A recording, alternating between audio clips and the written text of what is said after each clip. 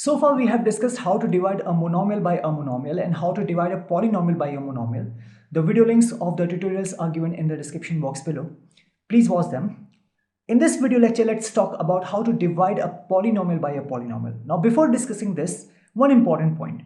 Actually, there should be only one category, that is division of a polynomial by a polynomial, because whether it's a monomial or it's a binomial or it's a trinomial, they're all polynomials only. Monomials, binomials, trinomials, or polynomials in 4th degree, 5th degree are all polynomials.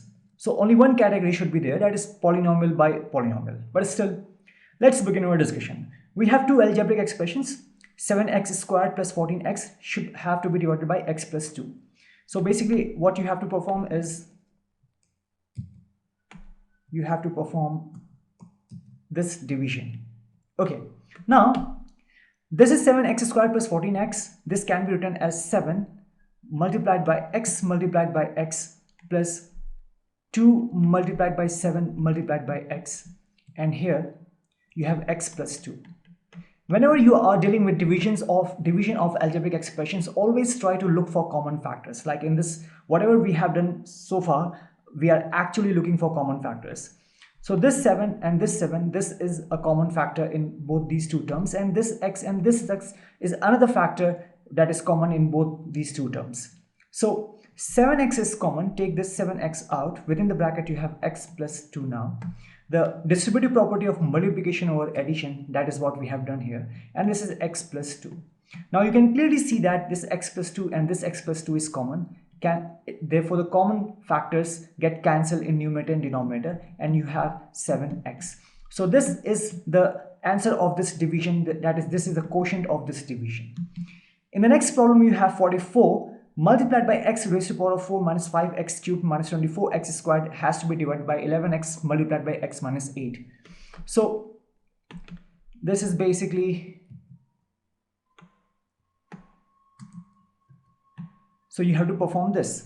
Now here this is 44 and we can write this as 4 multiplied by 11, right? Then multiplied by, this is x raised to the power of 4.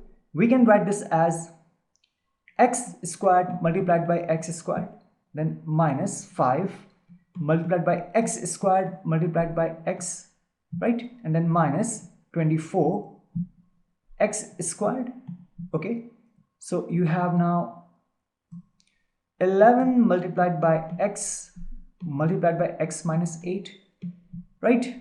Okay, now this is equal to this x squared, and this x squared is the common factor in all these three terms of this polynomial or algebraic expression. So take this out. So you have 4 multiplied by 11 multiplied by x squared, and therefore within the bracket you will have x squared minus 5x minus 24. Any problem? And here you have 11 multiplied by x minus 8, right? Okay, now this algebraic expression, that is x squared minus 5x minus 24, this can be solved, or this can be factorized using the concept of I think it was splitting of the middle term. Yeah, the splitting of the middle term. So how can you do this? That was dependent the identity, that is x plus a multiplied by x plus b should be equal to x squared plus a plus bx plus ab. Remember this identity? This particular expression can be factorized using this identity, and I'll show you how. So you have x squared minus 5x minus 24, right? Now in order to factorize this middle term, that is 5x, you have to write it in this, you have to write this expression in this form: x squared plus a plus bx plus ab. You have to write this expression in this form, right? And how you will do this? So you need a and b in a way that a plus b is equal to minus 5. We have discussed this identity in detail. Please go to the playlist, whether you go to the grade 8 mathematics playlist or the algebra one, you'll find that discussion there. So either a plus b is equal to minus 5, a plus b is equal to minus 5 and ab should be equal to this minus 24, the constant term. Okay, now what two numbers that can be, what are the two numbers whose addition gives you minus 5 but multiplication gives you minus 24? Well, let's take a is equal to minus 8 and b is equal to 3. So from this one, a plus b becomes minus 8 plus 3 means minus 5 and ab becomes minus 24, right? So that is what we want. So this will satisfy this. A plus b should be equal to minus 5 and ab should be equal to minus 24. So let's write in this form.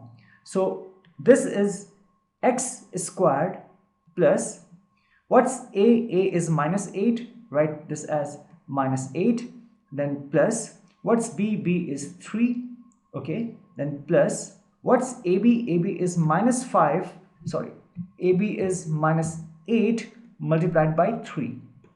So now you have written this expression in this form, right? Now if you relate to this one, this is x squared a plus bx, that is minus 8 plus 3, and this x here, then plus ab means minus 8 multiplied by 3. This will be equal to x plus a, that is x plus minus 8, because our a is minus 8, multiplied by x plus b, that is x plus 3. So from here you get x minus 8 multiplied by x plus 3. It means that using this identity, you can factorize this algebraic expression into this, that is x minus 8 multiplied by x plus 3.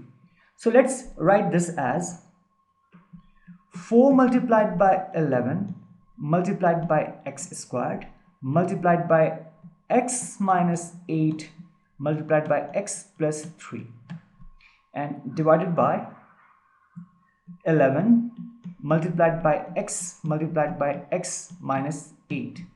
Okay, I'm removing this.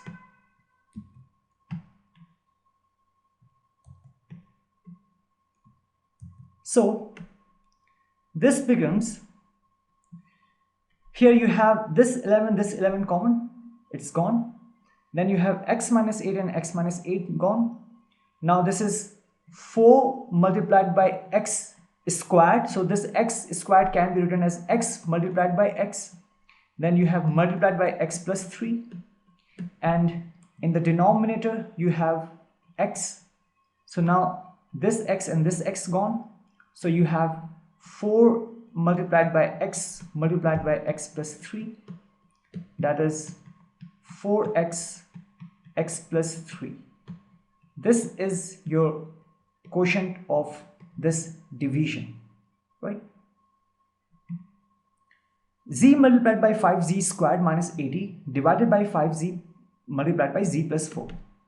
So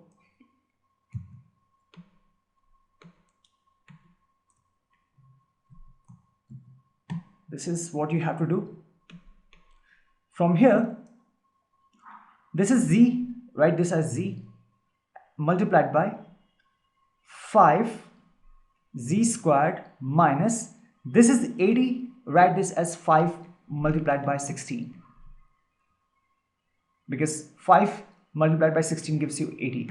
So this is 5z multiplied by z plus 4. Okay, now 5 in this term and 5 in this term, take this out. So this is z multiplied by 5 multiplied by z squared minus 16, and this is 5 multiplied by z plus 4. Okay, now this expression is actually z squared minus 16. This can be written as z squared minus 4 squared. Now you know that a plus b multiplied by a minus b is equal to a squared minus b squared. This is the identity we have learned earlier. So from this, if you take z as a and 4 as b, so this is basically of the form a squared minus b squared. So this has to be equal to z plus 4 multiplied by, z plus 4 multiplied by z minus 4, right? Because a squared minus b squared means z squared minus 4 squared is equal to a plus b, that is z plus 4 multiplied by a minus b, that is z minus 4. Okay, so this is what this expression can be written in this form. Then this is, now you can write this as z multiplied by 5 multiplied by z plus 4 multiplied by z minus 4, and in the denominator you have 5 multiplied by z plus 4. So z plus 4, the common factors in the numerator and denominator, they get cancelled, and z and this 5 and this 5 get cancelled. So you have only z minus 4. So this z minus 4 is the is the quotient of this division of these two polynomials or two algebraic expressions. So this is the way to perform division of a polynomial by a polynomial.